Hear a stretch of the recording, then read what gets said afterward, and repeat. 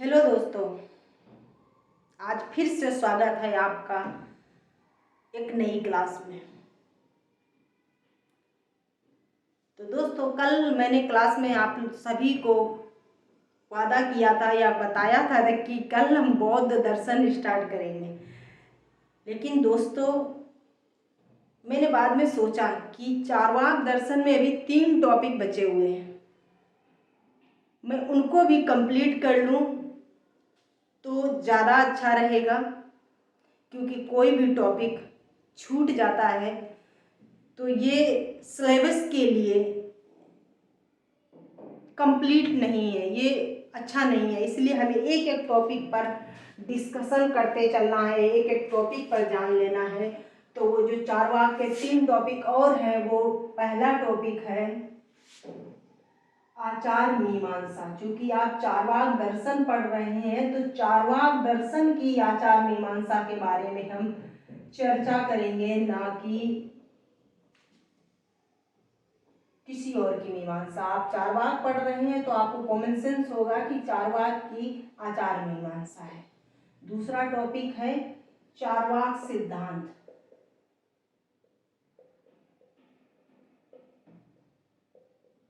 और तीसरा टॉपिक जो सबसे इम्पोर्टेंट है, ये आपके आंसर राइटिंग को अति प्रभावशाली बनाता है और डायरेक्ट भी क्वेश्चंस आते हैं, वो चाहे एकेडमिक एग्जाम हो या फिर कॉम्पिटिटिव एग्जाम हो, डायरेक्ट भी आता है आलोचना करने के लिए।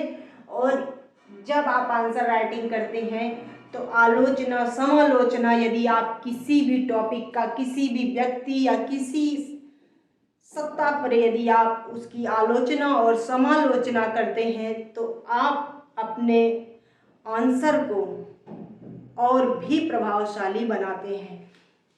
उससे एग्जाम में जो लिखा गया आंसर होता है उसमें नंबर बहुत बेहतरीन प्राप्त होते हैं। इसलिए आंसर राइटिंग करने के बाद में यदि आप आलोचना लिखते हैं, वो आलोचना आप अपने भी नज़रिए से कर सकते हैं और अन्य दार्शनिकों ने या अन्य व्यक्तियों ने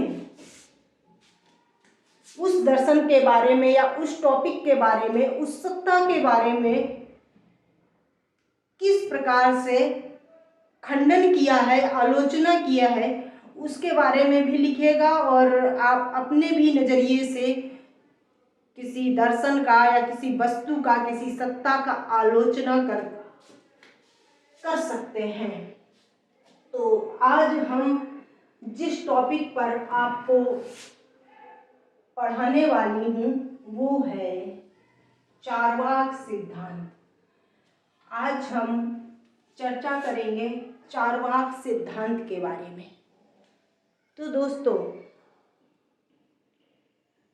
हमने आपको पहली क्लास में फिलॉसफी के बताया था कि जो हमारे भारतीय दर्शन में कितने दर्शन हैं? 9 दर्शन हैं। उनमें से 6 दर्शन जो हैं वो आस्तिक हैं। आप पिछली वीडियो देखिएगा तो आपको इसके बारे में डिटेल मिल जाएगा। और जो 3 हैं वो है नास्तिक दर्शन। आप पिछली वीडियो देख लीजिएगा, इसके बारे में मैंने दर्शन के बारे में डिटेल में बताया है।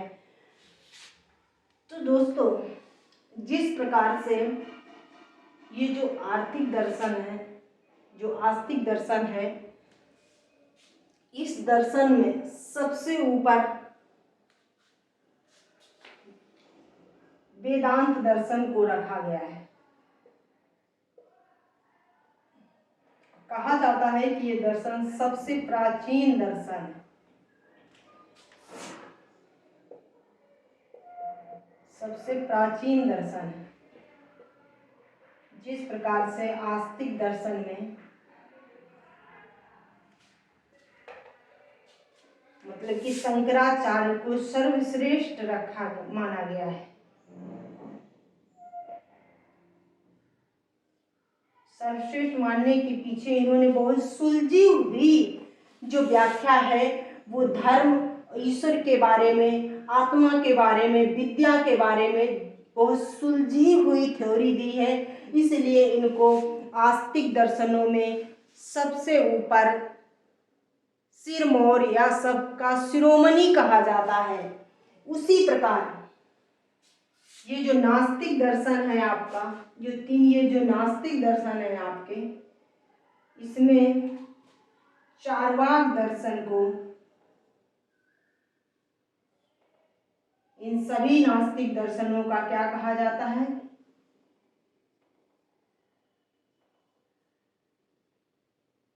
शिरोमणि कहा जाता है। सबसे ऊपर, सीधी सी बात याद रखिएगा कि सबसे उत्कर्ष, सबसे ऊपर रखा गया है। तो इनको क्यों सबसे ऊपर रखा गया है?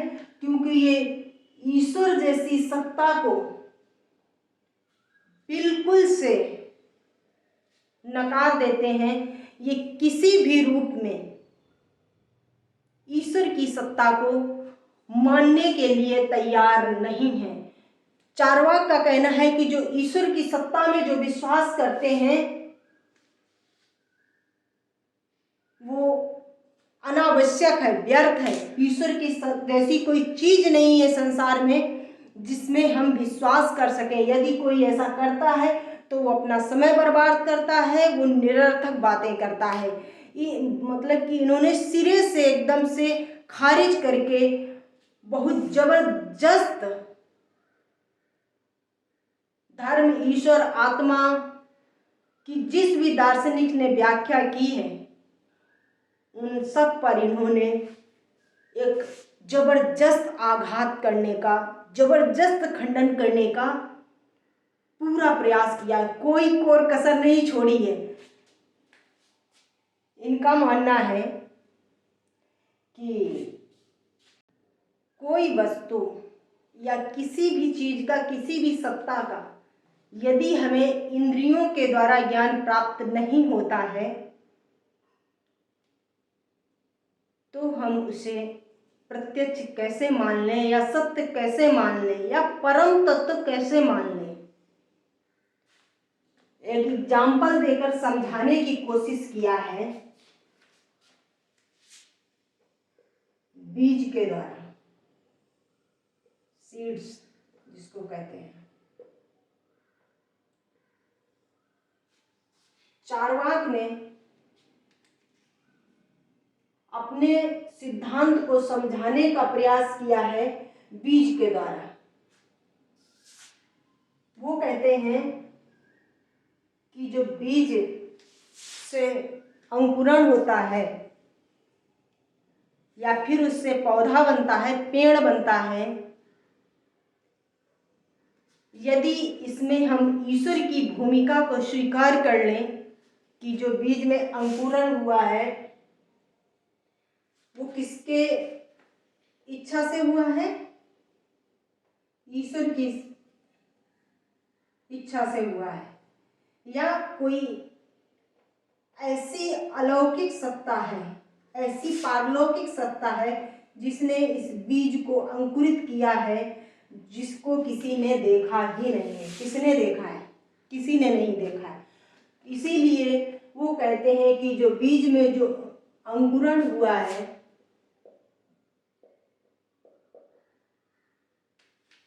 वो मिट्टी और पानी जब बीज को मिला तो बीज स्वतः क्या हो गया? अंकुरित हो गया और वो धीरे धीरे वो एक पौधे में कन्वर्ट हो गया। ईश्वर जैसी बातें करना, ईश्वर जैसी बातें करना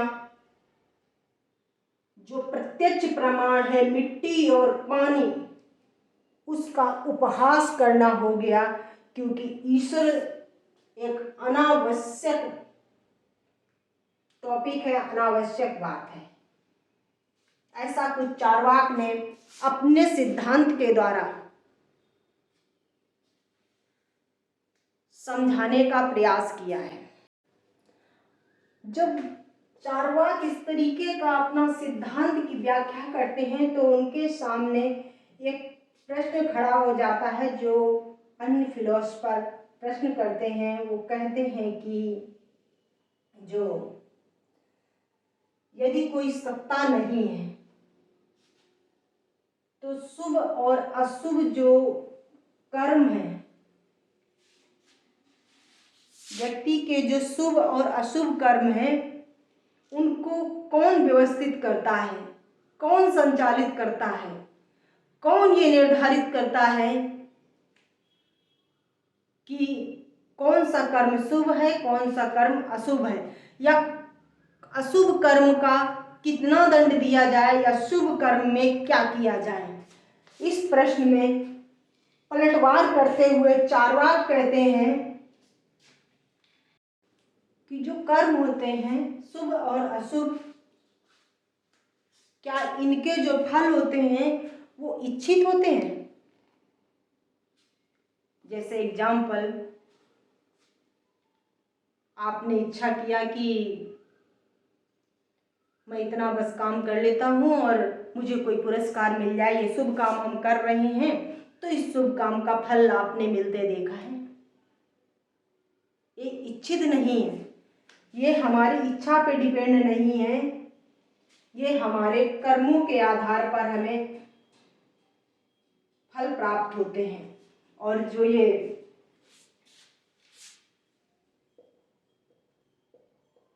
शुभ कर्म और अशुभ कर्म,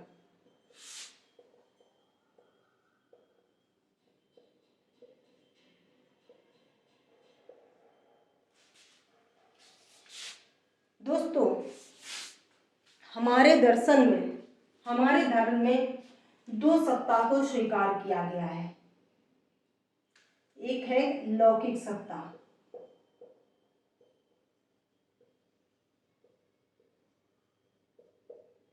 और दूसरी है अलौकिक या पारलौकिक।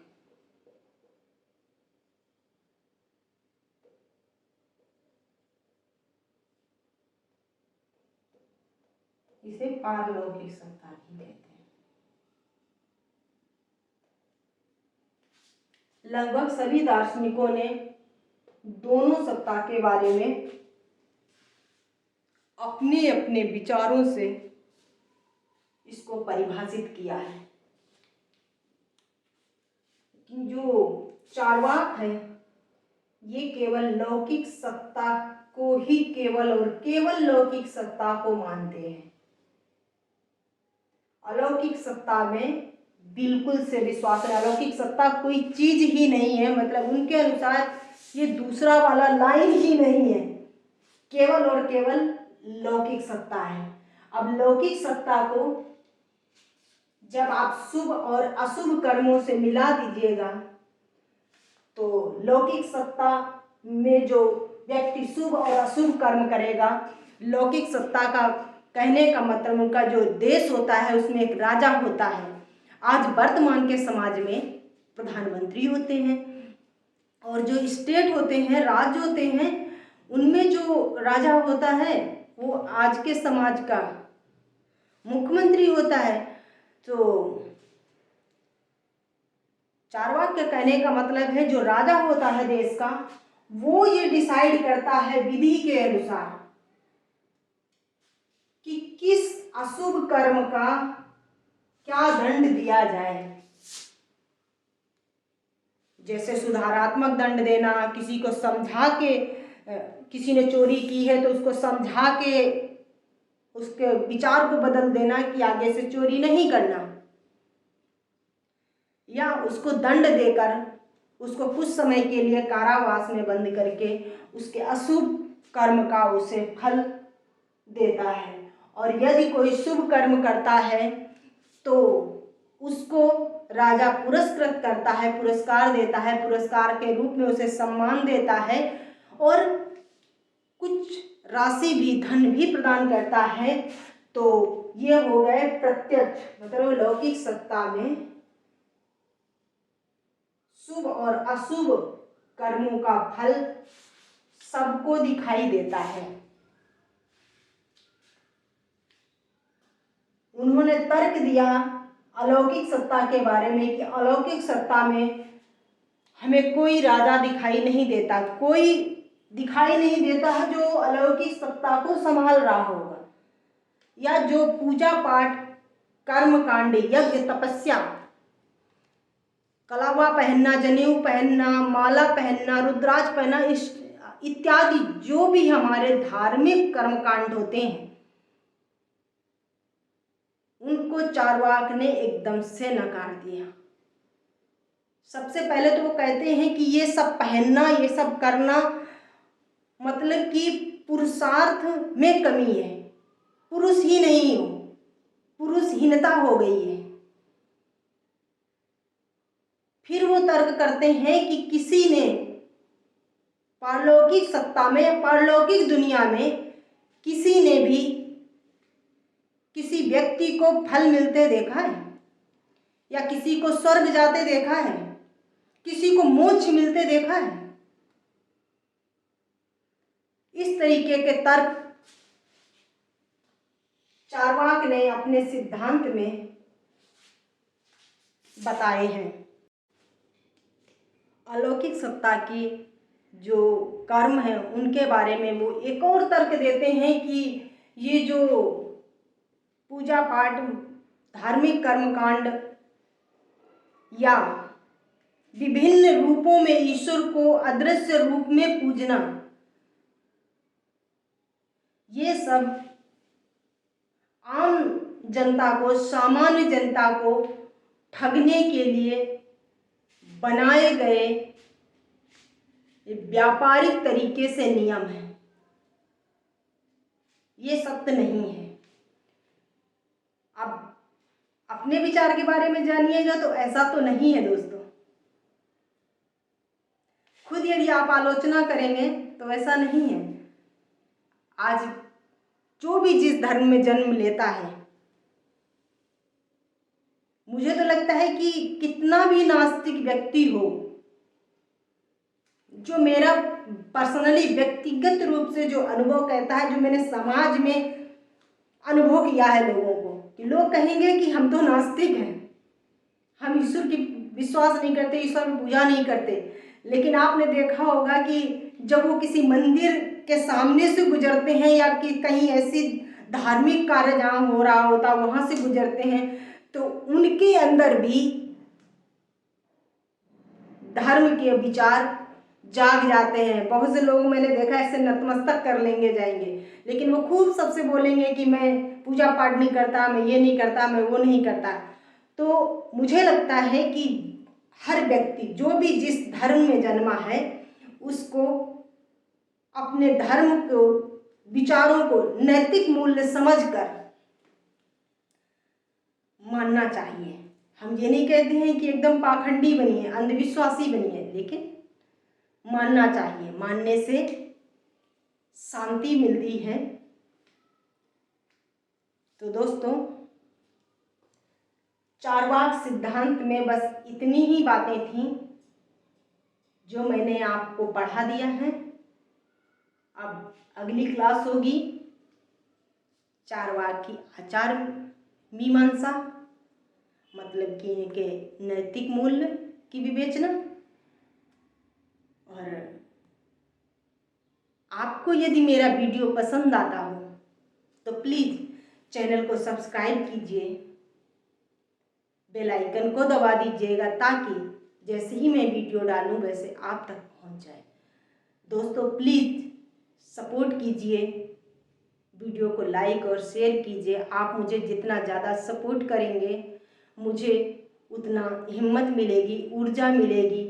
मैं पूरी मेहनत और लगन से जो भी आर्ट्स के सब्जेक्ट मैंने अपने डिस्क्रिप्शन में लिख रखे हैं, मैं वो सब